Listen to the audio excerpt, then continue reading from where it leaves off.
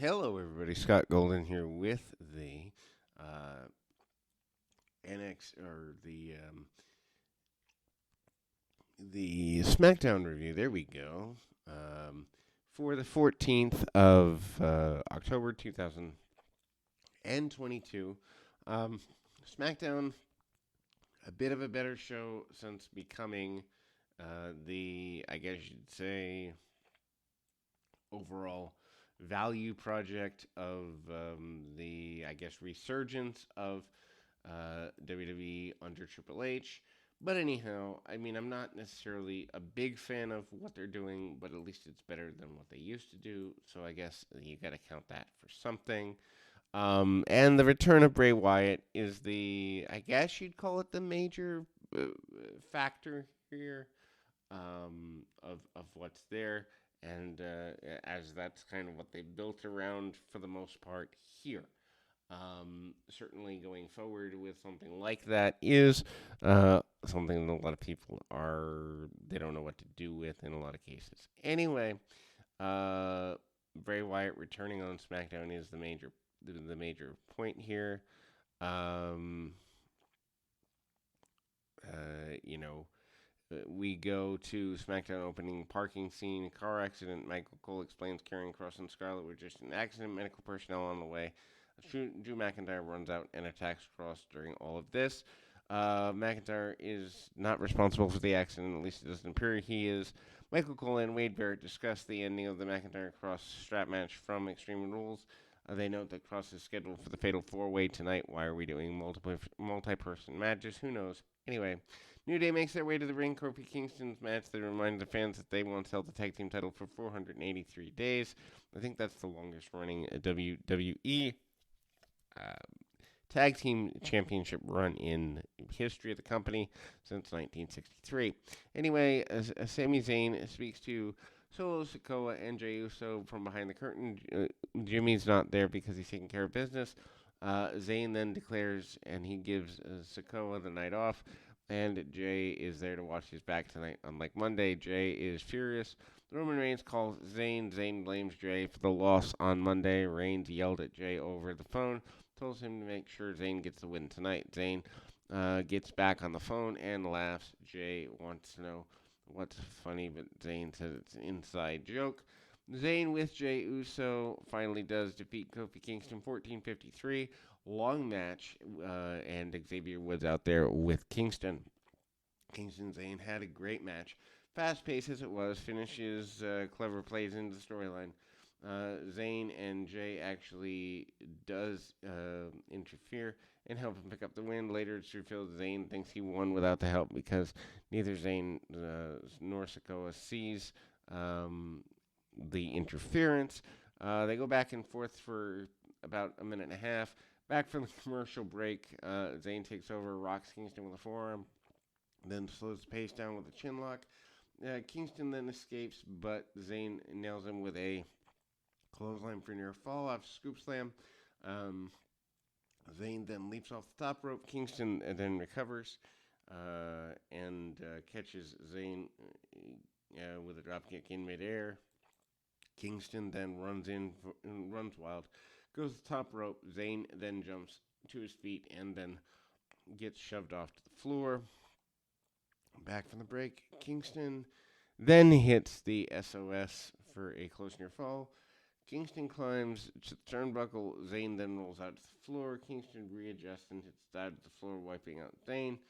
Kingston then are at ringside. Uso and Woods start arguing. Uso nails Woods with a super kick, which distracts Kingston. Zayn then takes advantage, hits the Blue Thunder Bomb for a close near fall. Kingston then recovers, but Uso interferes again. Kingston then rolls Zayn up and has the match won. Uso slips into behind the referee's back and reverses Zayn, holds on and pins Kingston for the win. Triple H speaks in his office, presumably about the Karrion Kross accident. Rey Mysterio Jr. is now on SmackDown. He approaches and gives a heartfelt speech about recent problems with Dominic.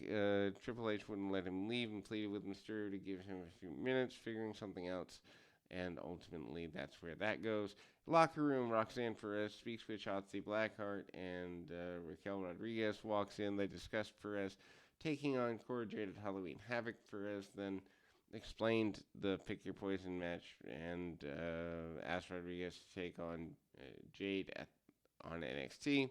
Damage Control interrupts. Bayley tells Perez that it's a mistake not to have picked her.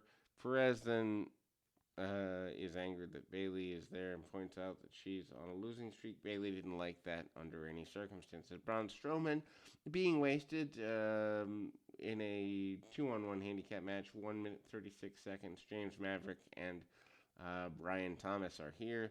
Strowman looks dominant as you would expect with two enhancement talent. Strowman throws Maverick and Thomas around the ring. Thomas tries to fight back but doesn't get anywhere. Strowman kills him with a clothesline. Looks over at Omos and powerbomb Thomas into Maverick for the win.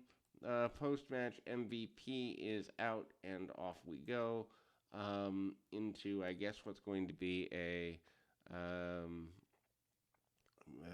Omos versus Strowman deal. But then Strowman looks like he's standing next to Omos.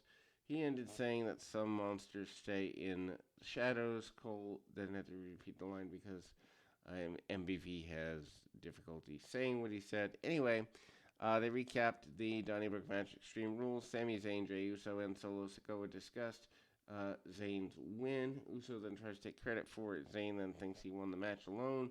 Zayn nor Sekoa saw Uso help Zayn get the win. Zayn refuses to give Uso credit, and Sekoa focused on winning the Fatal 4-Way match. He was then paying close attention along the way. They recapped LA Knight turning on Maxim male models last week. LA Knight defeats Mansoor with Maxine Dupree and Mansoor. Anyway, 253. What a waste of time this is. Not much to the match. LA Knight jumps the Mansoor. Before the bell, Knight escapes and he hits a jumping neckbreaker, catches the boot and flips his man over. Following up, hard clothesline, Knight knocks Mace off the apron, and off we go. Obviously getting the win after the match. Knight turns to the crowd and notes he didn't win the match for them. He said this is a warning to locker room. Video package recaps Bray Wyatt's return at Extreme Rules. Damage Control defeats Raquel Rodriguez and Shotzi and Roxanne Perez. 6 minutes 49 seconds. Starts off relatively slow, but does pick up with time. Everyone gets their spots in, because why do we need psychology? After outmaneuvering Dakota Kai, Perez dominates Io Shirai or Io Sky, and then sends her out of the ring. Follows up with suicide dive on Bayley. Shotzi then tags into a good reaction. The heels quickly take over, isolate her, go for the side of the ring. Rodriguez then gets a hot tag, goes nuts on the heels. Tries press slam Perez onto Sky and Kai at ringside. Bayley cuts her off. Sky and Kai, what an interesting name that is, pulled Rodriguez into the ring. Rodriguez holds up Kai for the powerbomb. Sky takes over and goes out with the moonsault. Shotzi then hits a crossbody onto a pile. Perez and Bayley goes back and forth on their own the last few minutes. Perez then reverses Bayley to belly for a super close near fall. Bayley struggles to put Perez away. Perez reverses and gets nailed with a rose band, but Bayley uses it again for the win. Video package recapping Legado del Fantasma debuting last week and attacking Hit Row. Bray Wyatt symbol flashes on the screen. Hit Row walk to the ring. Anyway, Legado del Fantasma, Joaquin Wilde and Cruz del Torres defeats Hit Row BFAB with BFAB 122. Not a fan of having Legado del Fantasma on the main roster. Pre-match brawl, Wilde and Del Toro appear in this week's debut. Match itself felt rushed and they only had a minute. Fans never get a chance to really get into anything. Santos Escobar and Zelina Vega didn't stay at ringside to walk to the back. Not even sure why you do this. Asante the Adonis and Top Dollar jumped Wilde and Del Toro in the aisle. They beat themselves down for several minutes. Finally, the referees start the match. Hit Row comes out, dominating Wilde and Del Toro. Suddenly, Santos Escobar appears, attacks Adonis And they rolls onto the ring. Zelina Vega runs out of the crowd and takes out B-Fab. Wild and Del Toro take over, and off we go. In the back, Kayla Braxton interviews Sonya Deville. She makes fun of Liv Morgan for losing the title. Right on cue, Morgan jumps Deville, and they brawl off. Fatal 4-Way number 1 contenders match. Rey Mysterio defeats Sheamus, Ricochet, and Solo Sekoa. Anyway, Mysterio is about to quit earlier in the night, but gets a number 1 contenders run for the Intercontinental title instead. Plus, they set up a feud between the Bloodline and the Brawling Brutes. I guess that's fine. Before the match, they announced that Karrion Kross is out due to an injury. They introduced replacement Rey Mysterio to a huge reaction. Sekoa and Ricochet fight out of the ring. Mysterio sends Sheamus into ringside and goes dive on the pile because we need dives on wrestling shows. Back from the break, Sheamus catches Mysterio with a backbreaker, teases the brogue kick, but Sekoa rocks Mysterio with a clothesline instead, and Sheamus and Sekoa squared off, much from a pop from the fans. Sheamus sends Sekoa to the floor. Sekoa then catches the Samoan drop. Ricochet takes over. Sekoa gets knocked out with suicide dive. Ray splash on Sheamus for his trouble. Ricochet and Mysterio squared off. A huge reaction. Then they go back and forth. Pinfall attempts back and forth. Close near falls and all the lights. Northern Lights suplex. And a suplex for near fall coming off the top rope. But Sekoa then goes and jumps and runs pretty wild. Back from the commercial break, Sekoa is firmly in control, beats down everyone in the ring. He has star potential if they don't botch him. Sheamus destroyed Sekoa with the 26 beats, and off they go. Irish Curse, backbreaker. Sheamus locks on the Cloverleaf. Jey Uso and Sami Zayn runs out and attacks Sheamus, Butch, and Ridge Holland for the save. Sheamus and Sekoa joined the brawl. The Bloodline and the Brawling Brutes fight out to the back. In the ring, Mysterio sets up 619, but Ricochet blocks it. Rey Mysterio recovers and spikes Ricochet on top of the head. He then hits finishes off Ricochet, frog splash spear for the win. Mysterio celebrates his win after the match. He's happy to be the SmackDown number 1 contender. Bray Wyatt returns to SmackDown. Anyway, creepy video of a man in a mask appears on the big screen. Cinematic in nature with the new entrance music. Bray returns. Big reaction as one would expected. He gets emotional and adds he never got to show this side of himself. He's just himself. Wyatt says it's been a challenging year because he lost his job, his self-confidence, and 2 close people in his life. He thought everything he did in the WWE didn't matter at all, but he was wrong. Wyatt then discusses the fans approaching him and thanking him for everything he did. Fans erupt into thank you Bray chants. Lights go out. Creepy Master Man appears on the big screen.